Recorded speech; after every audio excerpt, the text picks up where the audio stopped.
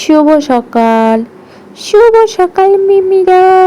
দেখো না মামিরা, ও মিমিরা দেখো আমার মা আমাকে নিয়ে দাঁড়িয়ে আছে মিষ্টি রোদের মধ্যে। দেখো এই রোদটা না জানো আমি পাই না, কারণ রোজ রোজ মাম্মাকে আমি রাতের বেলা জ্বালাই আর মাম্মা বাবা ঘুমোতে পারে না। আর আজকে গতকালকে আমাকে ভ্যাকসিন দিয়েছে, দ্বিতীয় ভ্যাকসিন, আর খুব ব্যথা জ্বর, ওই জন্য মাম্মাকে আমি ঘুমোতে দেইনি, সকাল সকাল উঠে গেছি। এই জন্যই মিষ্টি রোদটা পেয়ে গেছি আমি। হে হে হে হে, কি মজা কি মজা। না হলো তোমার কথা, এবার আমি কিছু বলি। তো যাই হোক, দেখো আমার বেবি তো অনেক কথাই বলে নিল। দেখো ওখানে ঘুমিয়ে গেছে অনেক কথা বলে টলে। এখন দেখো আমার ঘরের সমস্ত কাজবাজ সারতে হবে।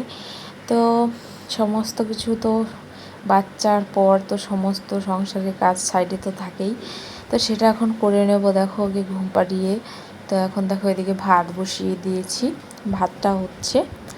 আর দেখো আমার রান্নাঘরের অবস্থা, এগুলোকে ঠিক করতে হবে, পুরো এলোমেলো হয়ে গেছে। আর এই যে এখন বাড়ির সামনেটা জল দিয়ে নেব। সিজার হয়েছে এখনও 3 মাসও হয়নি, 2.5 মাস চলছে। তো সমস্ত কাজবাজ এখন করতে হচ্ছে, জানি না মানে এগুলো টুকিটাকি কাজ, এগুলো তো ঠিকই আছে।